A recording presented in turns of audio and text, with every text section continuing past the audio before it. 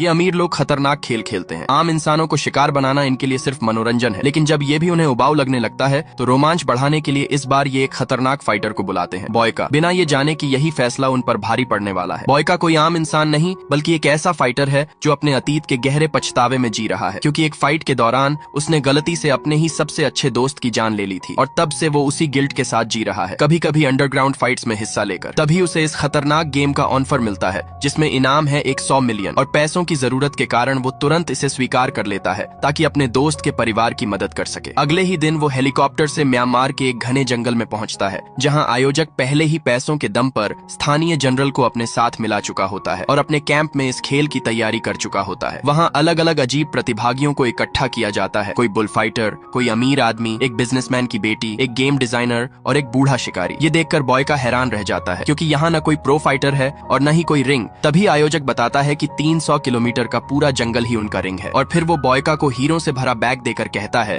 कि अगर वो इसे लेकर बॉर्डर पार कर गया तो यही उसका इनाम होगा। इसके बाद गाड़ी का कवर हटाया जाता है जिसमें हथियार भरे होते हैं और एक आदमी क्रॉसबो से 2 बेगुनाह लोगों को मार देता है। तभी बॉयका समझ जाता है कि ये कोई फाइट नहीं बल्कि मौत का खेल है और वो खुद शिकार है बिना हथियार के। वो भागने की कोशिश करता है लेकिन सैनिक उसे घेर लेते हैं और मजबूर होकर जंगल में भागता है। कुछ ही देर में सभी शिकारी उसके पीछे निकल पड़ते हैं। एक बूढ़ा शिकारी उसे नदी के पास ढूंढ लेता है लेकिन बॉयका पानी में छिपकर उस पर हमला कर देता है। दोनों में लड़ाई होती है। शिकारी हारने लगता है और धोखा देकर शॉकर से हमला करता है और चाकू निकालता है, लेकिन बॉयका गुस्से में उसे खत्म कर देता है। तभी बाकी लोग भी पहुंच जाते हैं और उस पर गोलियां और तीर चलाते हैं, यहाँ तक कि रॉकेट लॉन्चर भी इस्तेमाल होता है। बॉयका किसी तरह बचते हुए भागता है और आखिर में 100 मीटर ऊंची पहाड़ी से कूद जाता है। अब असली संघर्ष शुरू होता है।